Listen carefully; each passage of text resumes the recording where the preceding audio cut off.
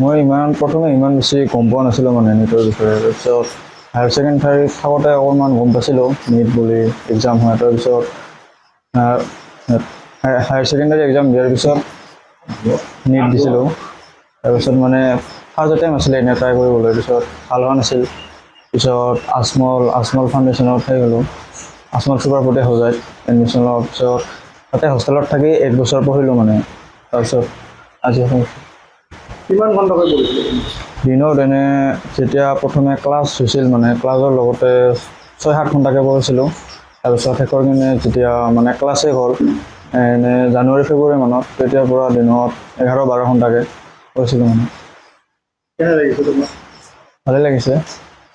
যিসকলে নীট পৰীক্ষা দিব সিহঁতৰ প্ৰতি তোমাৰ এডভাইচ কি? পঢ়ি যোৱা, কষ্ট কৰি যোৱা, নিজৰ ওপৰত বিশ্বাস ৰাখিবা, সফল হ'বা। মই মানে ছাৰ কি ক'ব, এইবিলাকতো মোৰ পঢ়া শুনাই নাই। নীট পৰীক্ষা কি মই ল'ৰাক পঢ়িব লাগে বোলে পঢ়াইছোঁ, মই এইগিলাখন নাজানো আৰু। আপোনাৰ ল'ৰা এতিয়া ডক্টৰ হ'ব। ডক্টৰ হ'ব। এইখিনি গম পায় না নাপায়?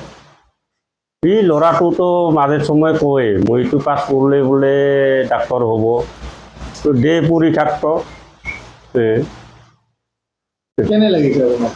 মোক ভাল লাগিছে শুনি। আপুনি কি কাম কৰে এনে? মই কামটো মানে 2-3টা, মই কাম পালেই হ'ল বাবু। মানে এনেই বেটাৰী গাড়ী এটা লৈছোঁ, মালটানা, এইটো চলাই থাকোঁ। আৰু এই বাৰিষা কালটো মানে লেবাৰ কাম কৰোঁ, হালো মাৰোঁ। বিৰাট ভাল লাগিছে, ভালো লাগিছে, দুখো লাগিছে। বহুত কষ্ট কৰিছে।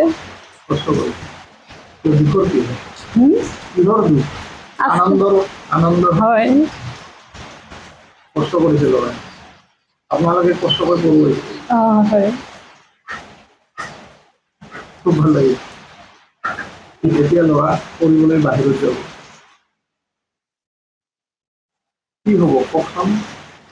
এতিয়া বাহিৰত যে পঢ়িবলৈ যাব, কি হৈ আছে? ডাক্তৰ হ'ব। ভাল লাগিব। ভাল লাগিব নিশ্চয়।